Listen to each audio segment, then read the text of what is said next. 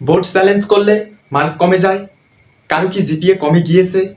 আমি আমার এতদিনের অভিজ্ঞতায় কখনো দেখিনি যে কারো জিপিএ কমে গিয়েছে অথবা মার্ক কমে গিয়েছে। আমি নিজেও বোর্ড চ্যালেঞ্জ করেছিলাম, আমারও মার্ক কমে যায়নি। এই রেজাল্টটা একটু দেখো।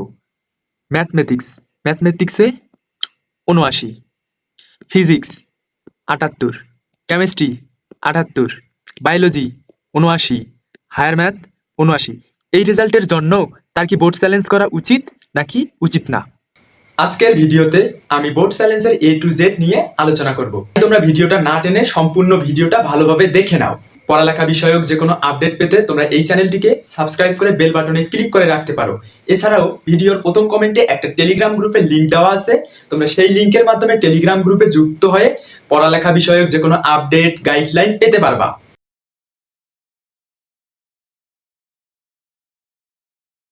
বোর্ড চ্যালেঞ্জ করে শুধু কি নিজেকে সান্ত্বনা দেওয়া নাকি রেজাল্ট পরিবর্তন হয়?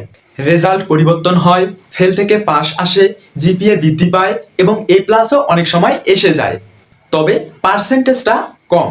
ধরো যে ১০০ জন বোর্ড চ্যালেঞ্জ করলেও দেখা যায় যে এই ১০০ জনের মধ্যে ২ জন ৩ জন বা ৪ জনের রেজাল্ট পরিবর্তন হয়, অর্থাৎ ২ থেকে ৩% ভাগ্যবান মানুষেরই রেজাল্ট পরিবর্তন হয়। তাহলে তুমি কি বোর্ড চ্যালেঞ্জ করবা নাকি বোর্ড চ্যালেঞ্জ করবা না?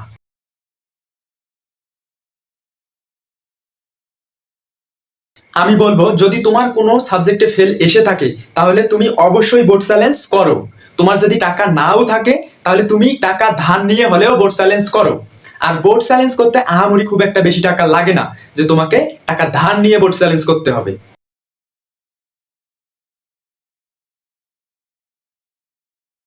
যাদের কোনো সাবজেক্টে কম মার্ক এসেছে বলে মনে হচ্ছে তুমি ভালো লিখেছো কিন্তু সেই অনুযায়ী মার্ক পাওনি, অথবা কারো যদি ১, ২ বা ৩ মার্কের জন্য কোনো সাবজেক্টে A+ মিস হয়ে থাকে তাহলে তোমরা বোর্ড চ্যালেঞ্জ করো। তোমাদের নিজের প্রতি যদি কনফিডেন্স থাকে বোর্ড চ্যালেঞ্জ করো, যদি তোমাদের নিজের প্রতি কনফিডেন্স না থাকে সেক্ষেত্রে বোর্ড চ্যালেঞ্জ করার দরকার নেই।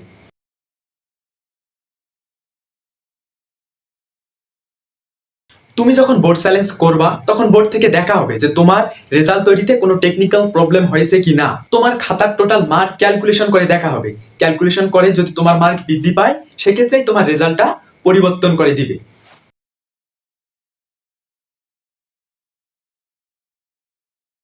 ম্যাথ ও আইসিটিতে ফেল করা স্টুডেন্টদের জন্য সুখবরটি হলো যে ম্যাথ ও আইসিটি কোশ্চেন কিন্তু এবার অনেক কঠিন হয়েছে, এবং ম্যাথে এবং আইসিটিতে যারা ফেল করেছে তাদেরকে অধিকাংশকেই কিন্তু গ্রেস মার্ক দেওয়া হয়নি।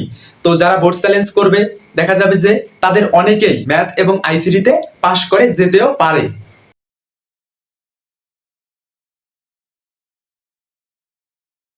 আজ ১১ই জুলাই থেকেই কিন্তু তোমরা বোর্ড চ্যালেঞ্জ করতে পারবা এবং তোমাদের বোর্ড চ্যালেঞ্জ করার লাস্ট ডেট হচ্ছে ১৭ই জুলাই। তো তোমরা শুধুমাত্র ৭ দিন সময় পাবা। দেখা যাবে যে ফেলকৃত ৬,৬৬০ জন স্টুডেন্টের মধ্য থেকে ৫,০০,০০০ স্টুডেন্টই অবশ্যই বোর্ড চ্যালেঞ্জ করবে, এবং অনেক স্টুডেন্ট যাদের ১ মার্ক ২ মার্ক ৩ মার্ক এর জন্য A+ মিস হয়েছে তারাও A+ পাওয়ার জন্য বোর্ড চ্যালেঞ্জ করবে, এবং সেই সংখ্যাটাও দেখা যাবে যে ১,০০,০০০-এরও বেশি হয়ে যাবে। তার মানে কি তোমার টোটাল ৬,০০,০০০-এরও বেশি স্টুডেন্ট বোর্ড চ্যালেঞ্জ করবে।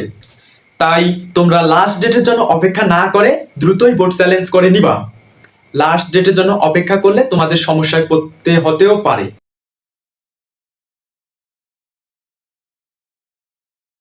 একটি সাবজেক্টের জন্য তোমাকে ১৫০ টাকা ব্যয় করে বোর্ড চ্যালেঞ্জ করতে হবে। এখন ধরো তুমি ৩টা সাবজেক্টে বোর্ড চ্যালেঞ্জ করতে চাও, সেক্ষেত্রে তোমাকে ১৫০ × 3 ৪৫০ টাকা ব্যয় করে ৩টা সাবজেক্টের জন্য বোর্ড চ্যালেঞ্জ করতে হবে।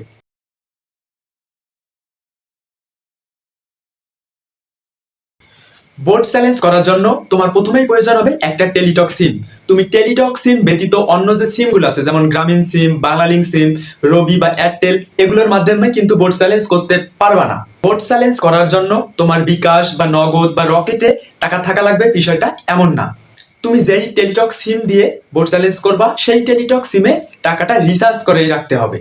বোর্ড চ্যালেঞ্জ করার জন্য যে পরিমাণ টাকা লাগবে তুমি তার থেকে ৫০ টাকা বেশি রিচার্জ করে রাখতে পারো, কেননা তোমার SMS এর জন্য কিছু চার্জ কেটে দিবে। ধরো তুমি একটা সাবজেক্টে বোর্ড চ্যালেঞ্জ করতে চাচ্ছ, সেক্ষেত্রে তুমি ২০০ টাকা রিচার্জ করে রাখলা। ধরো তুমি ২টা সাবজেক্টে বোর্ড চ্যালেঞ্জ করতে চাচ্ছ, সেক্ষেত্রে তোমার অ্যামাউন্টটা আসে কি ১৫০ × ২ মানে ৩০০। তো তুমি ৩৫০ টাকা রিচার্জ করে রাখলা। এরকম ক্যালকুলেশন করে তুমি তোমার টাকাটা রিচার্জ করে রাখতে পারো। এরপর তোমাকে মেসেজ অপশনে যেতে হবে। আবেদনের জন্য যে ফরম্যাট আছে সেটা হচ্ছে তোমাকে কি প্রথমে ক্যাপিটাল অক্ষরে RAC লিখতে হবে, এরপর স্পেস দিতে হবে, দেওয়ার পর বোর্ডের নামের ইংরেজিতে প্রথম 3 অক্ষর লিখতে হবে, লেখার পর তোমাকে আবার স্পেস দিতে হবে, স্পেস দেওয়ার পর রোল নম্বর লিখতে হবে, লেখার পর স্পেস দিতে হবে, দেওয়ার পর তুমি কোন বিষয়ে আবেদন করতে চাচ্ছ সেই বিষয়ে কোড দিতে হবে। তুমি একটা দিতে চাইলে একটা, অথবা তুমি যদি একাধিক দিতে চাও সেক্ষেত্রে কি তোমাকে প্রথম কোড, তারপর কমা দিয়ে, তারপর দ্বিতীয় কোড যদি আরো দিতে চাও কমা দিয়ে আরো কোড লিখতে হবে। উদাহরণস্বরূপ দেখো এখানে RAC ক্যাপিটাল অক্ষরে, এরপর স্পেস, স্পেসের পর এখানে ঢাকা বোর্ড দেখানো হয়েছে, ঢাকা বোর্ডের প্রথম 3 অক্ষর DHA, এরপর স্পেস দিয়ে রোল নাম্বার দেওয়া হয়েছে, দেওয়ার পর আবার স্পেস দেওয়ার পর সাবজেক্ট বা বিষয়ের কোড দেওয়া হয়েছে, এখানে দুইটা বিষয় দেখানো হয়েছে, একটা বিষয়ের কোড কমা আরেকটা বিষয়ের কোড। এরপর পাঠাতে হবে কত নাম্বারে, 16222 নাম্বারে। এখানে তোমাদের বোর্ডের নামের ইংরেজি প্রথম 3 অক্ষরগুলো তোমরা একটু দেখে নাও। যারা বরিশাল বোর্ডের আন্ডারে আছো তাদের প্রথম 3 অক্ষর কিন্তু কি BAR, যারা কুমিল্লা বোর্ডের আন্ডারে পরীক্ষা দিয়েছো তাদের প্রথম 3 অক্ষর COM, যারা চট্টগ্রাম বোর্ডের আন্ডারে পরীক্ষা দিয়েছো তাদের প্রথম 3 অক্ষর CHI, যারা দিনাজপুর বোর্ডের আন্ডারে পরীক্ষা দিয়েছো তাদের প্রথম অক্ষর DIN, যারা ঢাকা বোর্ডের আন্ডারে পরীক্ষা দিয়েছো তাদের প্রথম 3 অক্ষর DHA, যারা ময়মনসিংহ বোর্ডের অধীনে পরীক্ষা দিয়েছো তাদের প্রথম 3 অক্ষর MYM, যারা সিলেট বোর্ডের আন্ডারে পরীক্ষা দিয়েছো তাদের প্রথম 3 অক্ষর হবে SYL, যারা রাজশাহী বোর্ডের আন্ডারে পরীক্ষা দিয়েছো তাদের প্রথম 3 অক্ষর হবে RAJ, যারা যশোর বোর্ডের আন্ডারে পরীক্ষা দিয়েছো তারা JES, যারা মাদ্রাসা বোর্ডের আন্ডারে দিয়েছো তারা MAD, যারা টেকনিক্যাল বোর্ডের আন্ডারে দিয়েছো তাদের জন্য TEC। তোমরা সাবজেক্ট কোডগুলো কোথায় পাবা, দেখো তোমাদের যে মার্কশিট আছে সেই মার্কশিটের মধ্যেই তোমার হচ্ছে সাবজেক্টের কোডগুলো দেওয়া থাকবে, অথবা তোমাদের যে এডমিট কার্ড আছে সেই এডমিট কার্ডের মধ্যেও এই যে সাবজেক্ট কোডগুলো দেওয়া আছে। ফরম্যাটটাকে যদি আমরা একটু ইলাবোরেট করে দেখি, দেখো তোমাকে প্রথমে 16322 নাম্বারে SMS সেন্ড করতে হবে। SMS টা ধরন RAC ক্যাপিটাল অক্ষরে লিখতে হবে, এরপর স্পেস, স্পেস দেওয়ার পর তোমার হচ্ছে প্রথম 3 অক্ষর, এখানে ঢাকা বোর্ড লেখার জন্য ঢাকা বোর্ডের প্রথম 3 অক্ষর DHA, এরপর স্পেস, স্পেস দেওয়ার পর তোমার রোল নাম্বারটা দিতে হবে, এখানে একটা রোল নাম্বার আমি ইউজ করেছি, এরপর আবার স্পেস, স্পেস দেওয়ার পর তোমাকে হচ্ছে সাবজেক্ট কোডগুলো লিখতে হবে, তুমি একটা দিতে চাইলে শুধু একটা দিবা, একাধিক দিতে চাইলে মাঝে কি কমা ইউজ করে কোডগুলো লিখবা। এরপর তুমি যখন SMS টা 16322 নাম্বারে সেন্ড করবা সেক্ষেত্রে তোমার একটা রিপ্লাই আসবে, সেই রিপ্লাই মেসেজের মধ্যে তোমার নাম দেওয়া থাকবে, এখানে যে নামটা দেওয়া আছে এটা তার একটা নাম দেওয়া থাকবে এবং একটা পিন কোড দেওয়া থাকবে, এবং তোমাদের বলা থাকবে যে তোমার এত অ্যামাউন্ট পরিমাণ টাকা কেটে নেওয়া হবে বোর্ড চ্যালেঞ্জ করার জন্য।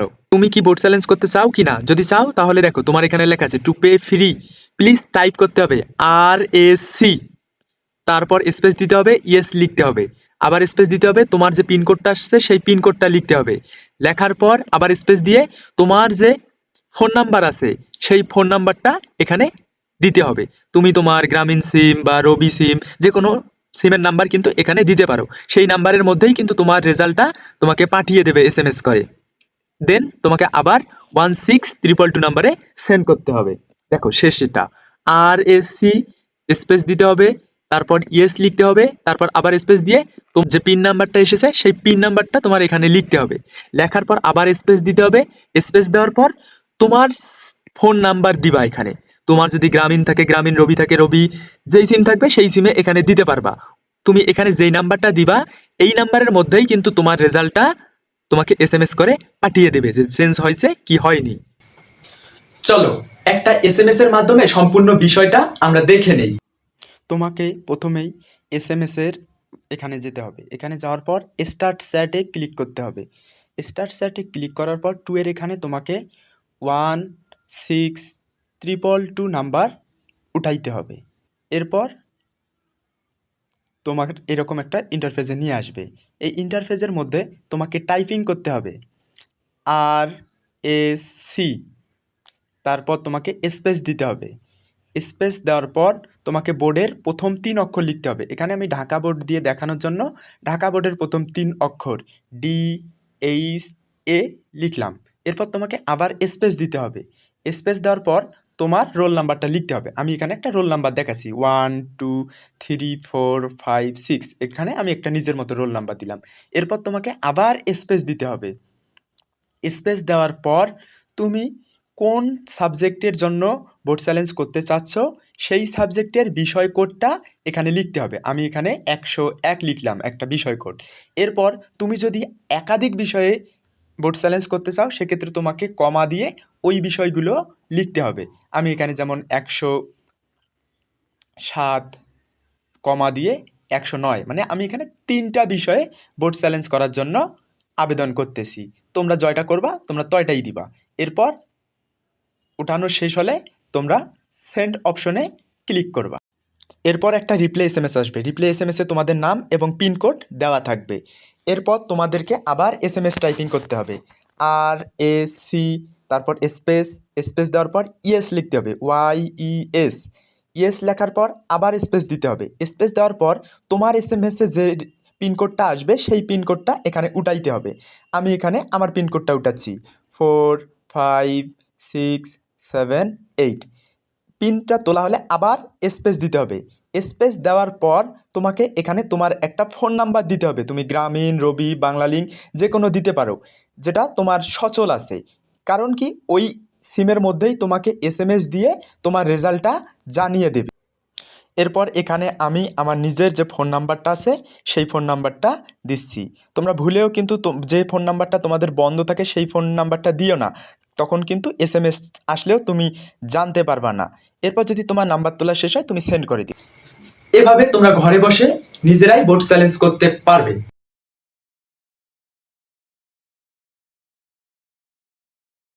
17ই জুলাই পর্যন্ত কিন্তু স্টুডেন্টরা বোর্ড চ্যালেঞ্জ করবে। এরপর বোর্ডে কি পরিমাণ আবেদন জমা হলো তার উপর ভিত্তি করে খাতা মূল্যায়ন করতে একটা সময় লাগবে। খাতা মূল্যায়ন শেষে রেজাল্টটা আপডেট করবে, দেন তোমাদের রেজাল্টটা পাবলিশ করবে। তাই কি পরিমাণ সময় লাগবে এই সম্পর্কে আগে থেকে বলা যাচ্ছে না, তোমাদেরকে সবসময় একটা আপডেটের মধ্য দিয়ে যেতে হবে। তোমরা যারা বোর্ড চ্যালেঞ্জ করবা তারা ভিডিওর প্রথম কমেন্টের মাধ্যমে টেলিগ্রাম গ্রুপে যুক্ত হয়ে যেতে পারো, সেখান থেকে তোমরা সকল ধরনের আপডেট পেয়ে যাবা।